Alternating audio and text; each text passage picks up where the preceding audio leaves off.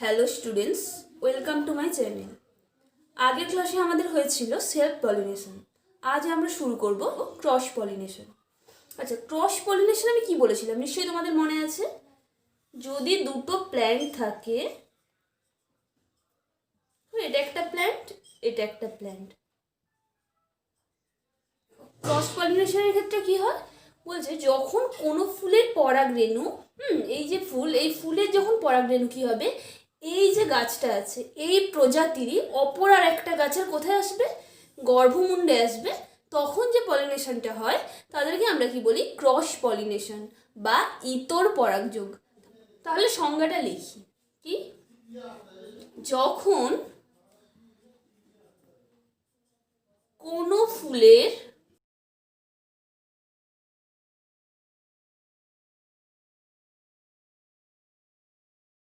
পরাগরেণু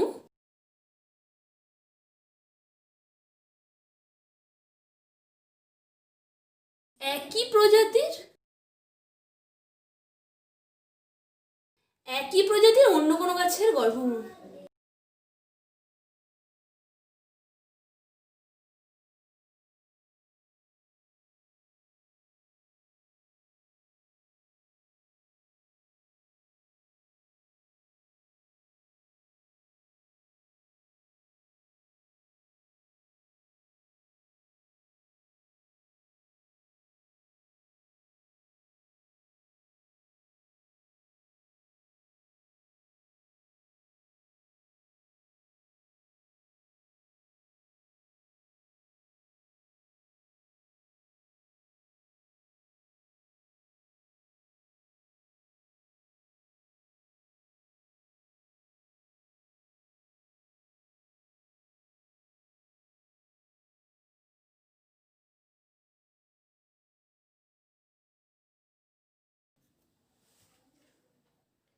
তাহলে দেখো ইতর পরাগযোগ কাকে বললাম, যখন কোনো ফুলের কি হয়, পরাগরেণু একই প্রজাতির, এই যে গাছটা আছে আর এই যে গাছটা আছে এদের প্রজাতি কিন্তু একই প্রজাতি,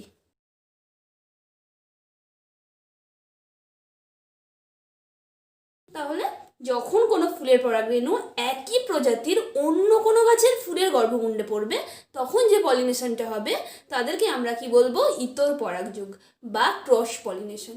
দেখো এবার যে ইতর পরাগযোগটা হবে তার জন্য দেখো ফুলের যে পরাগরেণুটা অন্য কোনো গাছে গিয়ে পড়তে কি লাগবে, বাহকের প্রয়োজন। তাহলে সেই বাহকগুলি কি কি আমাদের জানতে হবে।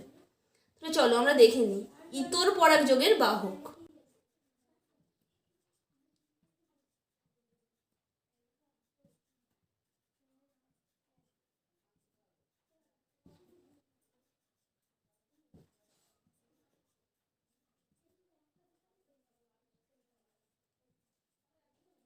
আচ্ছা দেখো, এই যে ইতর পরাগযোগের বাহক এদেরকে আমরা দুটো ভাগে ভাগ করতে পারি, দুটো ভাগে এদেরকে আমরা কি করতে পারি, ভাগ করতে পারি। দেখো একটাকে আমরা বলবো অ্যাবায়োটিক, অ্যাবায়োটিক এজেন্ট বা বাহক, অ্যাবায়োটিক এজেন্ট বা বাহক, আর একটা হচ্ছে বায়োটিক এজেন্ট বা বাহক।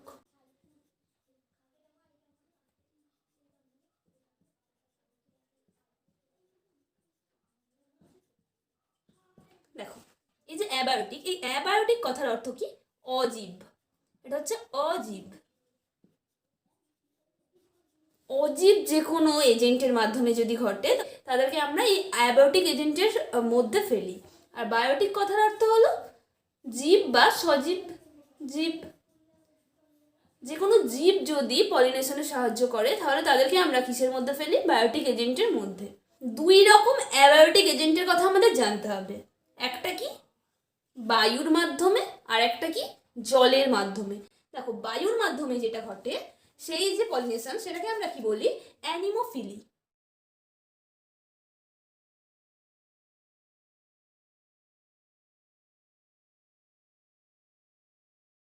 তাহলে অ্যানিমোফিলি কাদের বলি, বায়ু যদি পলিনেশন ঘটায় এই যে অ্যাবায়োটিক এজেন্টের মধ্যে ফেলি। 2 নম্বর হলো দেখো হাইড্রোফিলি। হাইড্রোফিলি, হাইড্রো কথার অর্থ সবাই জানো তোমরা, জল। তাহলে হাইড্রোফিলি বলতে বোঝাই যাচ্ছে যদি বাহক হয় জল, তাহলে আমরা তাদেরকে বলবো কি হাইড্রোফিলি। আর যে বায়োটিক এজেন্ট, এগুলো দেখো, বায়োটিক এজেন্টের যে ভাগগুলো, এক হলো এন্টোমোফিলি। এন্টোমোফিলি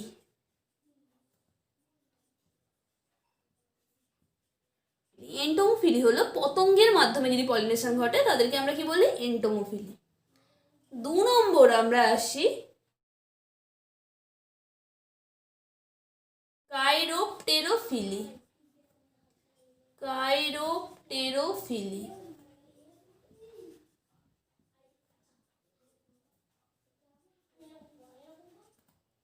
3 নম্বর আমরা আসি ম্যালাকোফিলি। ম্যালাকোফিলি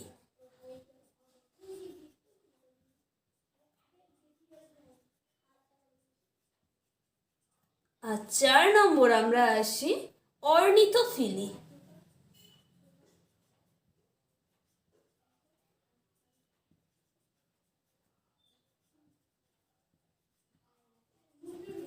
তাহলে এগুলো কি হলো ইতর পরাগযোগের বাহক। কি বায়ু বাহক, জল বাহক। অ্যান্টোমোফিলি কথার অর্থ হলো কি যদি পতঙ্গ বাহক হয় তাহলে তাদেরকে আমরা বলি অ্যান্টোমোফিলি। কাইরোপটেরোফিলি কথার অর্থ হলো কি যদি বাহককে হয় বাদুড়, বাদুড় যদি বাহক হয় তাহলে তাদেরকে আমরা বলি কাইরোপটেরোফিলি। আর এই যে ম্যালাকোফিলি, শামুক যদি বাহক হয় তাহলে আমরা তাদেরকে কি বলি ম্যালাকোফিলি।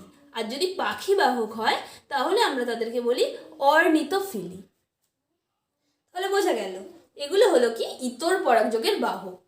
এবার এই যে বাহকগুলো কিভাবে ইতর পরাগযোগে সাহায্য করছে সেগুলো আমরা একটা করে ডিটেলসে পড়ব। তাহলে এবার আমরা প্রথমে দেখে নিই অ্যাবায়োটিক এজেন্ট। তাহলে অ্যাবায়োটিক এজেন্ট কি, বায়ুর মাধ্যমে বলেছিলাম, বায়ুর মাধ্যমে যে পলিনেশনটা হয় তাকে আমরা কি বললাম অ্যানিমোফিলি। তাহলে প্রথম আমরা দেখব অ্যানিমোফিলি।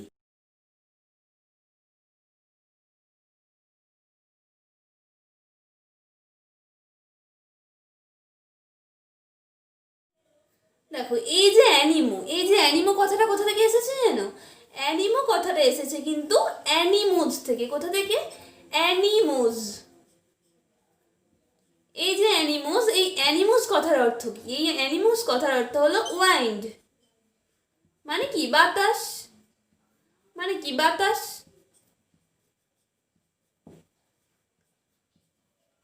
তাহলে দেখো বাতাসের মাধ্যমে যে পলিনেশন হচ্ছে তাদেরকে আমরা কি বলছি অ্যানিমোফিলি। এবার দেখো তাহলে আমরা অ্যানিমোফিলির সংজ্ঞাটা লিখে নিই। যে সমস্ত ফুলে, যে সমস্ত ফুলে বাতাসের মাধ্যমে পরাগযোগ ঘটে, বাতাসের মাধ্যমে পরাগযোগ ঘটে তাদেরকেই আমরা কি বলবো অ্যানিমোফিলি।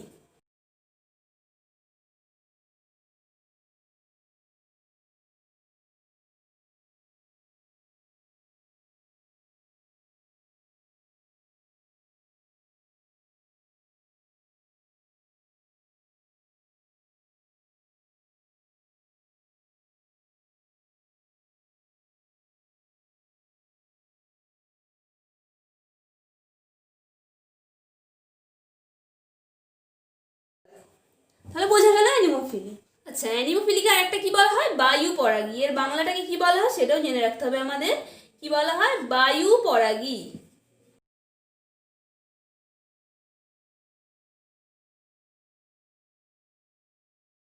তাহলে যে সমস্ত ফুলে বাতাসের মাধ্যমে পরাগযোগ ঘটে তাদের আমরা বলবো অ্যানিমোফিলি বা বায়ু পরাগী। তাহলে এবার আমাদের জানতে হবে কি বায়ু পরাগী যে ফুল তাদের বৈশিষ্ট্য কি, মানে কোন কোন ফুলে বায়ুর মাধ্যমে কি হয় পরাগযোগ ঘটে সেটা আমাদের জানতে হবে। তাহলে আমরা কি লিখি হেডিংটা, বায়ু পরাগী ফুলের বৈশিষ্ট্য। বায়ু পরাগী ফুলের বৈশিষ্ট্য।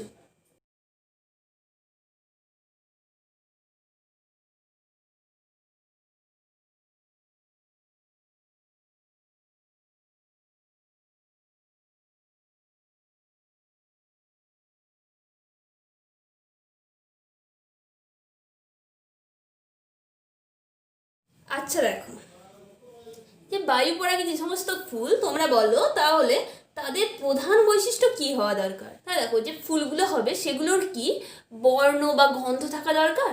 তাদের দরকার কিন্তু নেই। মানে সুন্দর বর্ণ বা গন্ধ কাদের থাকা দরকার? যাদের হচ্ছে কি পতঙ্গের মাধ্যমে পলিনেশন হবে, তবেই তো পতঙ্গরাই তো কি করে সুন্দর বর্ণ দেখে আকৃষ্ট হয় বা সুন্দর গন্ধ থেকে আকৃষ্ট হয়। কিন্তু যদি বায়ুর মাধ্যমে পলিনেশন ঘটাতে হয় তাহলে কিন্তু যে সুন্দর যে বর্ণ সেটা না হলেও চলবে বা সুন্দর যে গন্ধ সেটা কিন্তু না হলেও চলবে। তাহলে কি লিখবো আমরা? ফুলগুলি কি হয়? ফুলগুলো অনুজ্জ্বল হয়।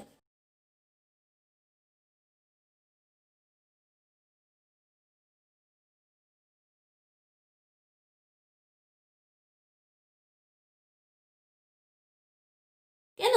বায়ুর মাধ্যমে তো পরাগযোগটা হচ্ছে।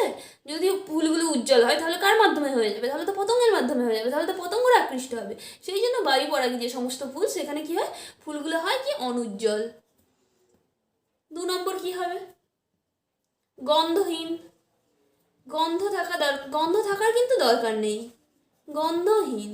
গন্ধহীন হলেই কিন্তু হবে।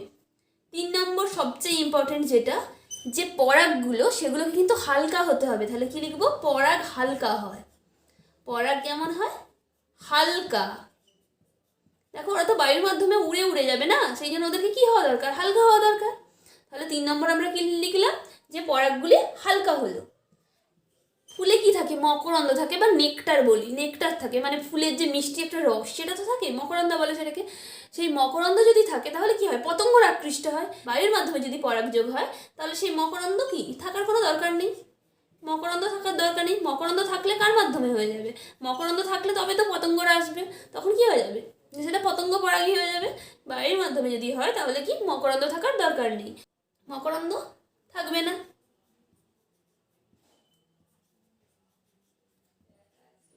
থাকবে না। দেখো 5 নম্বরে এদের যে পরাগগুলো হয়, হ্যাঁ, এদের যে পরাগধানী সেটা কিন্তু সর্বমুখী বা ভার্সেটাইল হয়। দেখো, এদের যে পরাগধানী এরা কি হয়? লম্বা হয় আর ফুলের বাইরের দিকে বেরিয়ে আসে। দাঁড়াও, আগে আমরা কি একটা ফুল এঁকে নিই। বায়ু পরাগী একটা ফুল আমরা এঁকে নিই।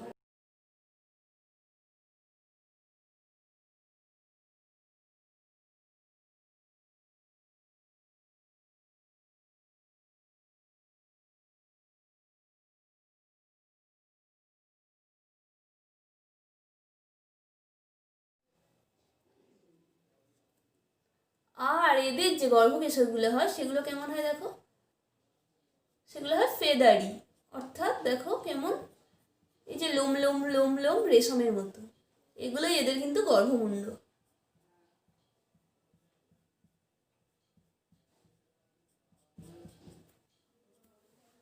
এটা একটা ফুল। এই যে দেখতে পেয়েছো, এগুলো কি তাহলে? এই যে এগুলো গর্ভমুণ্ড।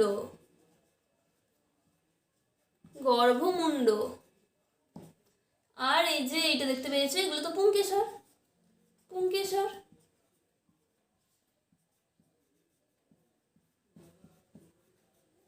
আর এইটা কি? পরাগধানী। পরাগধানী। আর এটা হচ্ছে ডিম্বাশয়। আর এটা হচ্ছে বায়ু পরাগী একটা ফুল। বোঝা গেল তাহলে? তাহলে দেখো, এই যে বায়ু পরাগী ফুল, তাহলে এটা কিরকম হচ্ছে দেখো? এদের যে পরাগধানীগুলো এগুলো কিন্তু লম্বা হচ্ছে। লম্বা হচ্ছে আর কি হচ্ছে দেখো, যে দলমণ্ডলের কিন্তু বাইরে বেরিয়ে আসে। হ্যাঁ, দলমণ্ডলের ভেতরে থাকলে কি হবে?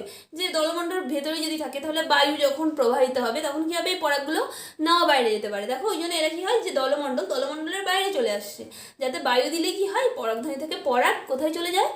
উঠতে উঠতে উঠতে উঠতে এই গর্ভমুণ্ডে গিয়ে পড়ে। আর গর্ভমুণ্ডগুলো দেখতে পেয়েছো কেমন রেশমের মতো হয়? কেন? যখন পরাগধানী থেকে পরাগ কি হবে? এই যে দেখো বাতাসে উড়বে, তখন সহজেই কি করতে পারবে?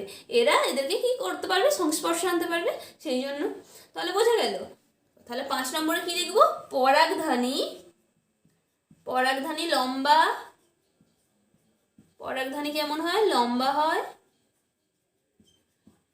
দলমণ্ডলের বাইরে বেরিয়ে আসে। দলমণ্ডলের বাইরে বেরিয়ে আসে।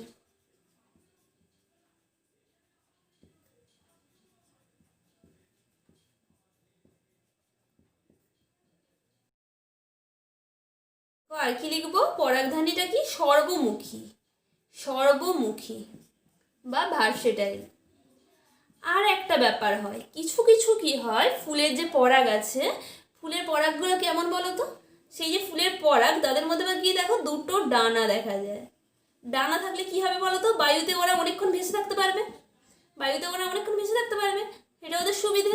তাহলে কিছু কিছু পরাগে কি হয়, ডানা দেখা যায়। ডানা, এই যে দেখতে পেয়েছো, এরকম ডানা দেখা যায়। এটা কার দেখা যায় বলো তো? এটা পাইনের যে পরাগ, পাইন গাছের যে পরাগ, সেই পাইন গাছের পরাগে কি হয়, দুটো ডানা থাকে, এগুলো কি ডানা। সেই ডানার সাহায্যে ওরা কি হয়, বাতাসে অনেকক্ষণ ভেসে থাকতে পারে। তাহলে আরেকটা কি লিখবো আমরা, কিছু কিছু পরাগে ডানা দেখা যায়। কিছু কিছু পরাগে কি হয়, ডানা দেখা যায়, সেটাকে কি বলা হয়, কিছু কিছু পরাগ পক্ষলযুক্ত। পক্ষল, পক্ষল কথার অর্থই হলো এই যে ডানাগুলো পক্ষলযুক্ত হয়। কেন হয়? যাতে বহুক্ষণ কি হয়, বাতাসে ভেসে থাকতে পারে। সেটা কার দেখা যায়? পাইনের দেখা যায়। আর এর উদাহরণগুলো তাহলে আমরা কি দেবো বলো তো? উদাহরণ মানে বায়ু পরাগী ফুলের যে উদাহরণ, সেটা কি দেবো? উদাহরণ হলো ধান বা গম, ধান, গম, ভুট্টা বা যে কোনো ঘাস জাতীয় যেসব ফুল, সবার কিন্তু দেখা যায় এই যে সব ফুলই কিন্তু হয় কি, এই যে বায়ু পরাগী। পাইন, এগুলো হলো বায়ু পরাগী ফুলের উদাহরণ। আর একটা বায়ু পরাগী ফুলের ক্ষেত্রে জানতে হবে যে এগুলো যেহেতু বায়ুর মাধ্যমে ঘটে, সেই জন্য এদের কিন্তু অপচয় অনেক বেশি হয়। সেই জন্য এদের পরাগের পরিমাণ কিন্তু অনেক বেশি হওয়া দরকার। কারণ বায়ুর মাধ্যমে যাচ্ছে, সবগুলো তো আর গিয়ে গর্ভমুণ্ডে পড়ছে না, অনেক কিন্তু অপচয় হয়, পরাগের অনেক অপচয় ঘটে। সেই জন্য কী হওয়া দরকার, পরাগের সংখ্যা অনেক বেশি হওয়া দরকার। ঠিক আছে? তাহলে আচ্ছা, এখানে আরেকটা লিখে দিচ্ছি আমি, 8 নম্বর পয়েন্ট, পরাগের সংখ্যা বেশি হওয়া দরকার। পরাগ সংখ্যা বেশি হওয়া প্রয়োজন, কারণ বায়ুর মাধ্যমে যেহেতু হচ্ছে, সেই জন্য ওদের অপচয়টা কিন্তু অনেকটা বেশি হচ্ছে।